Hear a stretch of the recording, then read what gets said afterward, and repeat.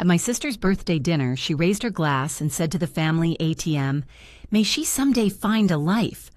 Everyone burst into laughter. I simply nodded, took a sip, and replied, "Here is to the birthday girl who just lost her lease, her car payment, and next month's tuition." Then I put down my fork, stood up, and left. The laughter stopped there, but they called me 42 times, embarrassing me in front of the whole family, despite the fact that I was the one supporting my sister Emily and indirectly solving my parents' issues as well. Was not just cruelty out of ignorance, it was intentional, and they all laughed as if it was the funniest thing they had heard all year. We were at a fancy Italian restaurant Emily had chosen, the kind of place where even the water carried a price tag.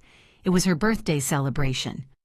11 of us gathered around a table, dressed up and pretending to enjoy light conversation. Emily stood, holding a glass of Prosecco, tapping it like she was about to deliver a wedding toast. Looking straight at me, she said, "May she someday find a life." And everyone laughed, every single one of them. My mother, my father, our cousins, even my aunt who I had not seen in 6 years. Some gave me a fake sympathetic glance while still chuckling. My cousin Jake actually remarked with a grin, "Wow, that is cold." I just sat there, nodding as if it was all right, took a sip of my wine and raised my glass saying, "To the birthday girl who just lost her lease, her car payment, and next month's tuition." The laughter stopped immediately after the mention of payment and next month's tuition. The sound of a fork being set down was unmistakable.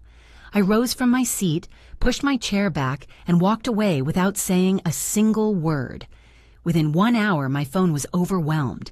42 missed calls appeared, 10 from my mother, 8 from my father, and 12 from Emily.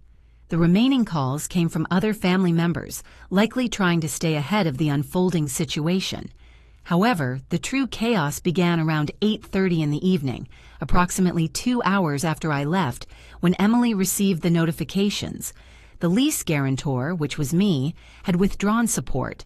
Her college payment was canceled, and the automatic payment for her car loan failed. Everything began to unravel quickly, this time without anyone to soften the blow. Emily started sending messages one after another. Initially, she asked, "What is happening?" That was followed by, "This is not a joke," then, "Call me immediately," and finally an urgent plea, "Please."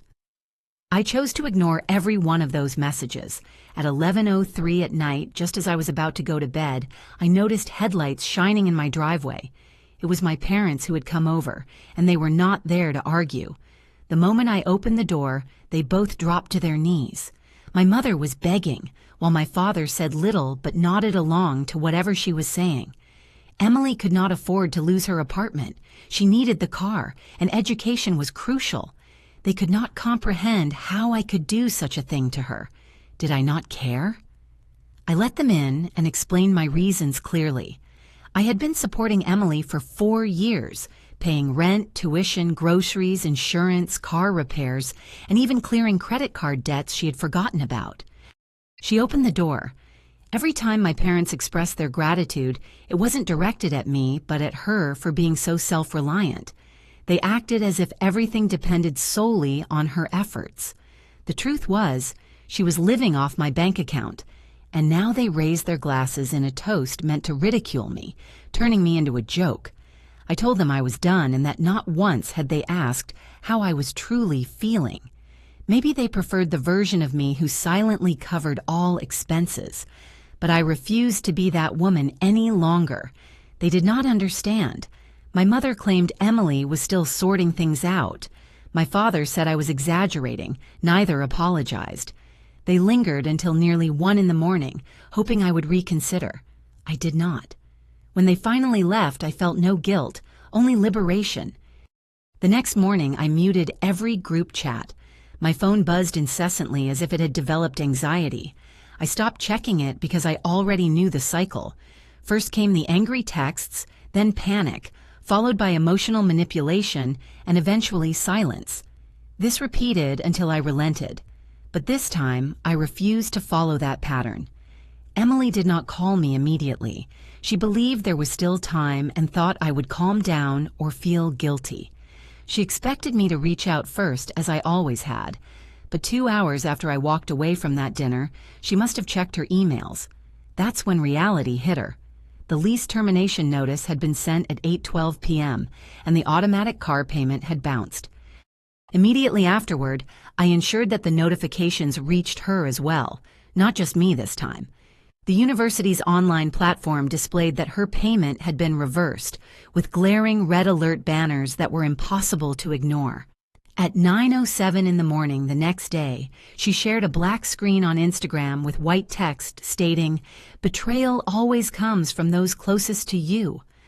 About 20 minutes later, another post appeared saying, "Imagine destroying your own family because you lack a sense of humor." By late morning, my cousin Rachel started sending me screenshots. Emily had messaged her saying, "Do you really think I am serious since everything just stopped working? My lease is gone and so is my tuition. She is ruining my life." Rachel responded simply, "You might want to talk to her directly," and ended the conversation there. Emily remained silent for most of the day, using silence as her strategy. She assumed that staying quiet would unsettle me, that I would begin to worry or feel regretful, maybe even reach out to her. What she did not understand was that I had reached a boundary I was previously unaware of. By 7:30 in the evening, the silence broke. She called once, and I let the call ring unanswered. Then she called again, followed by 5 more calls in quick succession. Then came the texts. "You cannot do this. Please call me. Please, Emily. The apartment is gone. My car is about to be towed. I am not joking. You are seriously ruining everything." Next, she played the emotional card, insisting, "I was joking." "You know it was just a joke. It was only one line at dinner. Are you really going to ruin my life over that?" Then the guilt started to pour in. Mom and Dad couldn't offer any help. They assumed I was managing everything. "You always have," they said. "How could you just abandon me in this way?" Still, I stayed silent. Around 9:45 in the evening, my mom began calling. Then my dad joined in, followed by my mom again. A voicemail was left, but I didn't even bother to listen to it. At 11:01 p.m., the headlights appeared once more. I already expected them. I opened the door before they could knock. My mom's face was soaked with tears. My dad looked exhausted, as if he hadn't slept in days. They hurried inside. My mom barely stepped through the door before she started speaking. No greetings, no casual talk, just desperate pleading. Emily couldn't lose everything. She was already talking about quitting school. She had no place to live, no money at all. She had no clue how to make it on her own. They said they had nothing left to give her. Then came the guilt again. They promised to take extra jobs if that was necessary. They just couldn't understand how I could cut her off like this. She was young. People make mistakes. Didn't I care? That was the moment I broke. I didn't shout, I didn't throw things. I simply sat them down and made them listen. I explained what it's like working 2 jobs while Emily shared photos from vacations she didn't pay for. What it felt like to receive texts from her asking for money with smiley faces as if she were ordering food. How many times I had to delay things I needed just to make sure she didn't fall behind, and how they never once asked if I could handle it.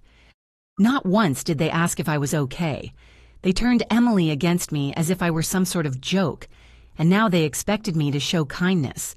They sat there listening, or at least pretending to, when I spoke. After I finished, my mother simply said, "She is your sister." My father added, "You know she did not mean it. You are making this bigger than it really is." I rose and opened the door. Neither of them protested, but the looks they gave me as they left, as if I had betrayed them, lingered in my mind long after they were gone. That night I did not sleep, not because I doubted myself, but because I finally understood something. They never truly saw me as their daughter, but only as a fallback option. For an entire week there was silence. No calls, no messages, nothing from Emily, not even a passive-aggressive post pretending she was doing great. The group chat was completely quiet. Even my parents disappeared. It felt as though I had ceased to exist. Then unexpectedly, my mother left a voicemail on Friday. I did not listen to it right away. Minutes later, she sent a text. "Hey, sweetie, we are having a small family gathering tonight. Just close family. It is about you. Please come if you can after work. It is important." There was no guilt trip, no dramatic plea, no desperate begging, and that was how I knew something was different. I wanted to ignore it, but curiosity won out. Honestly, a small part of me hoped they had finally understood. Maybe now they got it. Maybe this was their attempt to make things right. First, I arrived at the driveway around 6:30 in the evening. The porch light was already shining. The house appeared exactly as before, except for balloons attached to the mailbox. Inside, I could hear music and laughter. It sounded almost normal, perhaps too normal. As I stepped inside, a strange kind of happiness greeted me. A banner stretched across the living room wall read, "World's Best Daughter." There were snacks, beverages, even a modest cake from the supermarket. Emily was present. So were my parents and about half of the people from the birthday dinner. Cousins, aunt, uncle, individuals who had not exchanged a word with me since everything fell apart. They acted as if nothing had taken place, as if I had not cut Emily out, as if she had never humiliated me, as if my parents had not tried to guilt trip me into compliance at midnight on my front porch. My mother embraced me. My father said it was nice to see me again. Emily smiled as if she had not been flooding my phone 2 weeks earlier, begging me not to destroy her life. For a moment, it felt like I had stepped into a parallel universe. They handed me a small silver box and said they wanted to show gratitude for all I had done, for my years of support, for being the one who kept the family intact. Inside was a T-shirt that read, "Reliable, resourceful, real." Cheesy, certainly, but it made me grin. There was also a framed family photo from 5 years ago before Emily began to unravel, and I turned into a walking cash machine. I am Omi. It was exactly the sort of... The gesture felt genuine, considerate, almost as if they truly meant it. People asked me about my work. They listened, really listened. Nobody interrupted. Nobody shifted the topic to Emily. It seemed like the attention had turned, and for once, it was directed at me. For an hour, it felt all right. Then I posed a simple question. "So, what is the plan now? Emily's rent is due soon, right? She still only earns $10,800 a month. That won't even cover a single $100. The room became quiet in a way where you could hear the ice clinking in someone's glass. Emily said nothing. She looked at my dad. My mom gave a slight shrug as if she was bracing herself to share bad news as gently as possible. "Well, we have not figured that part out yet," she said. "We were hoping maybe after tonight you might reconsider helping just until Emily finds something better." My dad added, "We just thought after everything you would understand how much we appreciate you. You have always been the reliable one. We believed we could count on you." Then my mom looked straight at me. "We're not saying we expect it, but if you won't assist, your father and I will probably need to take on additional jobs. We thought you were family. We did not think you would turn your back on us like this." It was all there. The guilt, the pressure, the emotional manipulation, wrapped in a celebration and topped with a smile. They had not changed. They just disguised the guilt with balloons and cake. I did not cause a scene. I did not argue. I simply stood up and said, "Come find me when you truly need the money." Then I left without looking back. I did not take the T-shirt or even keep the photo.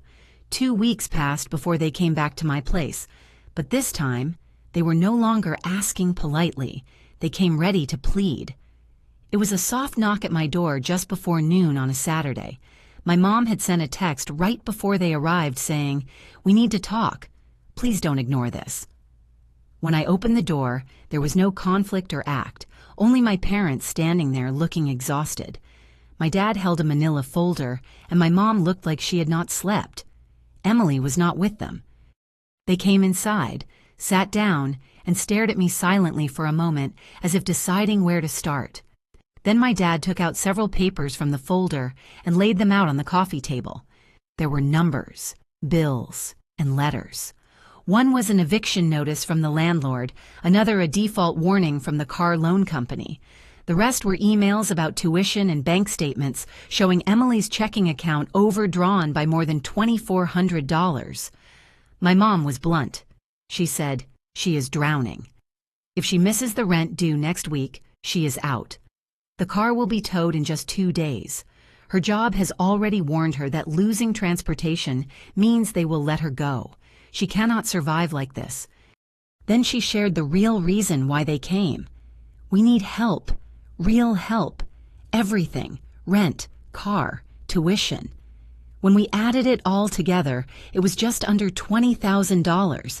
She said it as if it were a simple number, a sum just below $20,000, as if that would lessen the blow. I sat silently, gazing at them for a moment, not upset, not emotional, simply composed. Then I stepped into the other room and returned carrying a folder of my own. Inside were 2 printed pages, a contract I had drafted that very morning. I had anticipated this moment. I just hadn't known when it would arrive. The agreement detailed a loan of $20,000 to be repaid in full within 24 months. No interest, no penalties, unless payments were missed, signed by Emily and one of them. I placed it on the table quietly. My mother stared at it as if it were a deep betrayal. "What is this?" she asked, though she already knew. My father didn't even pick it up at first. He just looked at me and said, "You want us to sign a contract for helping your own sister?" "Yes," I replied steadily. There was no need for me to explain. I had handled everything before without rules. That was the reason they came back, because they expected the same. But things had changed now, and there were boundaries. My mother spoke first. "We're not strangers. We're your parents. What has happened to you?" "What has happened to you?" I repeated, and that was when the shouting began. Not loud yelling, but a cold, brittle kind of anger people use when they feel trapped. "We raised you," my father said. "We believed we could trust you," my mother added. "You've always taken care of her. We just assumed you would continue. We didn't expect this." "You expected I would keep paying so Emily could—" "Keep going," I told myself. "You thought I would keep saving her while you cheered her on and mocked me, and now you expect me to fix it once again." They did not sign. They stormed out, furious. My mother called me selfish. My father accused me of being cold-hearted. They slammed the door behind them. I believed that was the end. But 3 days later, my mother returned alone. No drama, no tears, just silence. She came in, sat down, and picked up the contract I had left untouched on the coffee table. She read it again, then signed it. She did not even ask if Emily had to. She simply signed on her behalf. The next morning, I transferred the entire sum of $20,000. I sent the confirmation by email. No response. Emily never messaged me, not to express gratitude, not to say a word. That was the last I heard from any of them for weeks. No check-ins, no updates, no birthday greetings. I felt as though I had finally become invisible. Yet this time, I did not mind. Weeks went by. Nothing. After sending the $20,000, I half expected some kind of reply. Even a brief email confirming they received the payment or a single-word message from Emily. But there was only this deliberate, hollow silence. "No, thank you." "No, we will keep you posted." Nothing at all. I watched them vanish like customers who had just completed a purchase and walked away from the counter. But I knew they would use the money. I checked the payment systems. Her tuition was marked as paid. No more alerts from the auto lender either. Even the landlord sent an email confirming her lease. Nothing about Amanda's life had collapsed. Mine was simply erased from the picture. Instagram painted a different reality. She was active again, sharing nights out, new outfits, meals from restaurants that did not even display their prices online.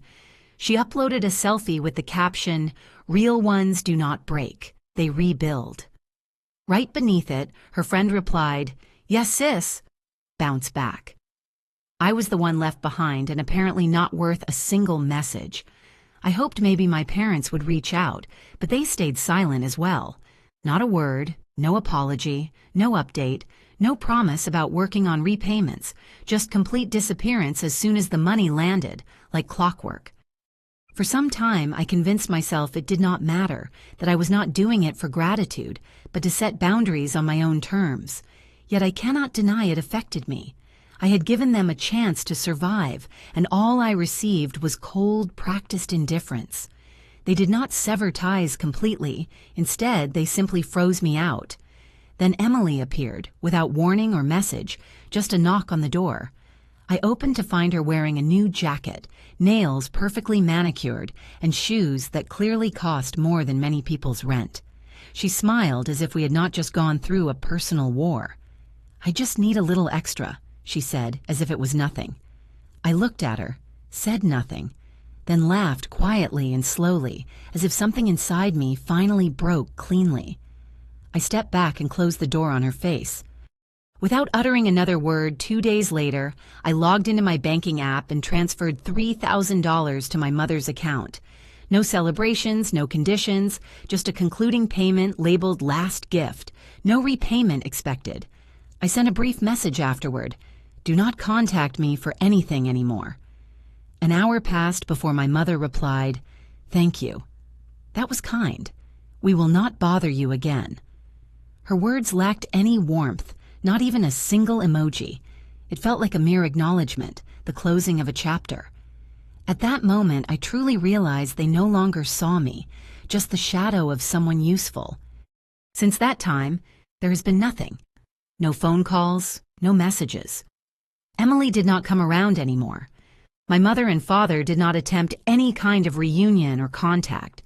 They began making small repayments on the $20,000 loan, just enough to avoid breaching the agreement. This was not an expression of gratitude, but damage control. Almost instantly, I regretted sending that $3,000.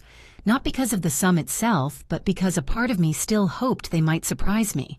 I wanted to believe that if I gave a little more, they might finally notice me, respect me, and care about the sacrifices I made for them. They never did, and that realization was the final lesson. It has now been half a year since that last transfer, the final gift meant to close the door completely. In a way, it did. My parents continue to make monthly payments on the $20,000 loan with perfect punctuality. They never pay a cent more than required, always on schedule, always detached. The payments come from a joint account with absolutely no accompanying messages or signs of connection. No messages, just silence. A cold and sterile transaction between two people who were once family. Emily's name has not appeared on my phone since she arrived at my door and asked for more. I did not expect to hear from her after closing that door, and I have not. No texts, no emails, not even a distant, vague apology. She did not block me, though, as that would have forced a confrontation. This way was cleaner. I simply became invisible. She still posts all the time. Photos of her outfits, filtered selfies, captions dripping with passive aggression about strength and independence. I do not engage.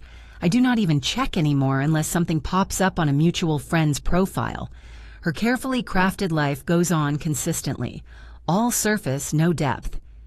From what I have gathered through cousins, she now juggles 2 part-time jobs, splitting rent with a roommate. She is barely getting by, but it is her life. I can respect that, even if it took hitting rock bottom. I stopped offering any support. My parents have gone completely silent ever since the contract was signed and the money was transferred. Not a single call, not one message on my birthday, not even an attempt to guilt me at Christmas. Nothing. It feels as if someone cut me out of the family picture and tucked it away in a drawer. They are paying me back because the contract says they must, not because they feel they owe me anything. Rachel and I still speak occasionally, though rarely. She is one of the few who never took sides and has her own life. But every now and then, she reaches out. She fills in the gaps without realizing it. The last time we spoke, she casually mentioned attending a small family gathering. My name came up for a moment. She said my mother just shook her head and said, "We don't talk about her anymore," as if I ceased to exist by choice. I believe they needed that version, the story where I turned away, where I changed, where it was about money. That way, they never had to confront the truth that their actions caused a permanent fracture, that they treated me like a resource and were shocked when I stopped fulfilling that role. That is the thought I keep returning to. I didn't leave because of money. I walked away because, despite all the support, all the quiet sacrifices, all the times I helped Emily without anyone asking if I could afford it, they still found ways to humiliate me. That toast at her birthday was not just a joke. It served as a public reminder that they viewed me as less than human. The $3,000. Yes, I regret it. That was me trying one last time to act the part, hoping a bit of kindness might awaken something genuine in them, a thank you, a sincere moment. But it didn't happen. It was the same as every other payment I ever made, ignored, expected, and instantly forgotten. Since then, I have stopped checking my phone out of habit. There is no part of me that expects Jake or anyone else to reach out, and even if they did, I would not answer. Not to revisit the past, not to mend what is broken. There is nothing left to fix. There is nothing left to fix. They still have each other. Emily still holds their loyalty. They will continue to repay the debt as if it were just a parking fine. And once it is finished, I do not expect to hear from them ever again. I am fine with that. I do not seek revenge. I do not want a reconciliation based on guilt. I simply desire peace. For the first time in my existence, I have found it. No more late-night calls at 2 a.m. begging for assistance. No more pretending that jokes made at my expense are harmless. No more striving to earn approval that was never going to be given. Just silence. My own money, my own life, my own space. No roles to play, no versions of myself to alter for someone else's comfort. If this is what the end of a family looks like, at least it is genuine. At least now I finally understand who I am when I am not saving anyone.